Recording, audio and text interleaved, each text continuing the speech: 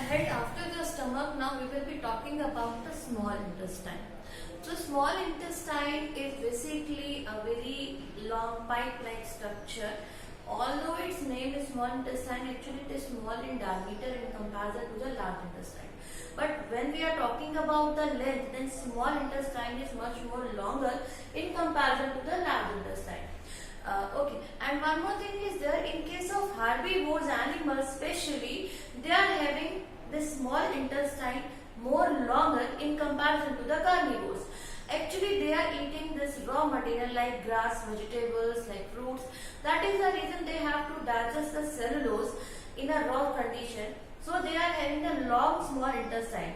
When we are comparing it with the carnivores, then the carnivores are having the small length of small intestine. The reason is there, they have to eat the meat and flesh which is easy to digest in comparison to the raw cellulose. Okay. And the next thing, the part of the small intestine which is associated with the pancreas and the gallbladder is known as duodenum. And this duodenum is basically the C-shaped loop-like structure, and it is a part of the small intestine. When we are talking about the other part of the small intestine, then we do also have duodenum. After this one, it will lead to the duodenum. Then after that, it is becoming ileum. So these are the parts of the small intestine. Number 1 is duodenum, number 2 is duodenum, number 3 is ileum. So these are the parts of small intestine. And when we are talking about the function of small intestine, then small intestine is also secreting some sort of digestive enzyme so as to digest this carbohydrate into simple glucose, this protein into simple amino acids, this fats into simple fats, globules or fatty acids. And this process of digestion of fat especially taking place inside this part which is known as duodenum, with the help of this gallbladder which is having this bile juice, and this bile juice is secreted by the liver, because liver is the topmost gland or the biggest gland of our body, and liver is secreting the bile which is going to store inside the gallbladder. And after that, whenever there is a food which came from the stomach in the form of chyme, yesterday also I have talked about this one, chyme is going to move into this part, and then it is going to mix with the secretion from the gallbladder, secretion from the pancreas, and then this pancreatic juices along with insulin, glucagon, amylase, trypsin, lipase, they are going to make the substance over here alkaline in nature, so that emulsification of fats will be done. And the food which has entered inside the duodenum was basically acidic in nature, and the movement of the food is guarded by the sphincter muscles, pyloric sphincter, which is present on the wall of the stomach where it is going to meet with the small intestine. So almost complete digestion takes place itself. It has started over mouth, then it has partially completed over here, then it will be complete, totally complete will be there in the small intestine only. Okay, and small intestine is having basically some finger-like projection that I have talked. It may be leaf-like, it may be finger-like. Okay, so these projections are basically meant for the absorption of food or the nutrient, and this absorption of the food comes under the category which is known as absorption. Then it need to be assimilated. For the assimilation, when that villi is going to absorb the nutrient, then with the help of blood capillaries which are present inside the villi, those blood capillaries are going to supply those nutritive components to the entire body. And when that component is going to absorbed by each and every cell of our body, then it is known as assimilation. Assimilation basically means accepting someone totally. Okay, so when acceptance will be there inside the cell, and absorption will be there inside the small intestine. So small intestine is going to absorb through the villi. Villi are basically meant for increasing the surface area of absorption. Okay, so that absorption will be there inside the small intestine with the help of the Then what will be there? Then this food is going to pass into the large intestine. Now let's see what are the parts of the large intestine. Here is the appendix, which is known as basically vermiform appendix. It is basically comma shaped, and when we are talking about this vermiform appendix, now it is of no use inside the human body.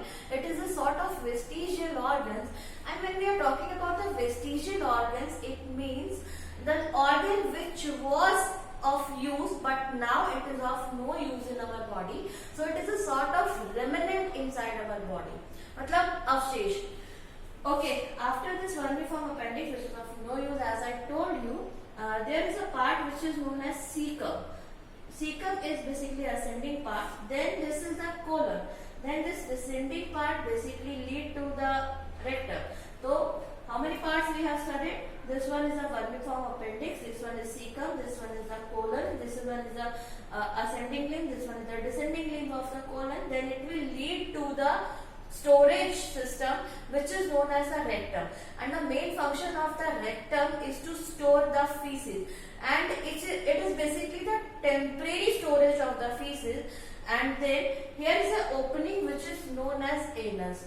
Anus is nearly 5 to 7 centimeter basically, and its major function is to release the feces or the semi-solid waste outside our body. So this is how the process of digestion has completed. So let's see once again in a very short span. Okay, mouth, what is the function of mouth? Grinding, chewing, and tongue. Tongue is going to mix that grinded chewed food with the help of digestive enzymes that we have already discussed. We are having glands inside our mouth, that is a parotid near to the ear, in just below the tongue, that is the sublingual, and near to the lower jaw we are having the submaxillary. With the help of these glands, the salivary enzyme or ptyalin or salivary amylase is going to be mixed inside the food, and there is a breakdown of food, that starch or carbohydrate started dividing into simple component like sucrose and maltose over here itself. Then the pharynx is going to just lead where the food has to pass. It has to move into the food pipe or it has to move into the windpipe, but it should not move into the windpipe because there will be a blockage. Okay, that is the reason it has told to you while eating we should not talk, so that our food should not enter inside our windpipe. If it will be there, then there is a choking hazard. Okay, the next one, esophagus. Esophagus is having basically that movement which is known as basically peristalsis movement. Because of the peristalsis movement, that bolus is going to move down, that bolus is going, these muscles are going to open, the walls are going to open, then food will come inside the stomach.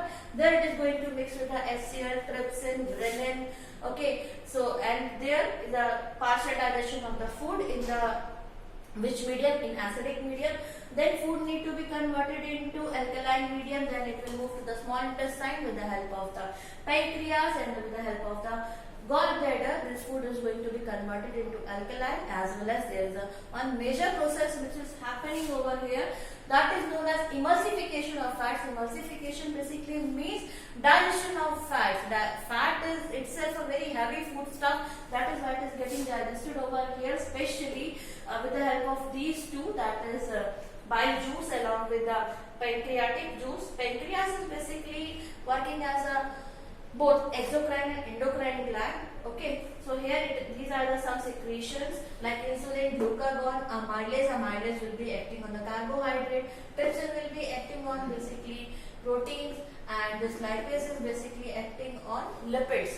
Okay, so here it is going to be digested over here inside the small intestine completely. Then there will be the absorption of nutrient with the help of the villi. Then that nutrient substance is going to be supplied to the whole body with the help of the blood vessels which are present inside the villi, as well as lymph glands. Lymph vessels are also present inside the villi for the absorption purpose. Then whatever the waste will be there, it will move to the large intestine, and the villi which are present inside the large intestine, their major function is to absorb excess amount of water which is present inside the waste product. So excess amount of water will be taken back into the intestinal part. Then whatever the remnants will be there, that semi-solid feces is going to then move inside this large intestine. stored inside the rectum and then it will be released outside. How come? With the help of anus. And this was all about the digestive system, and reactions already I have given to you. Please refer that one also.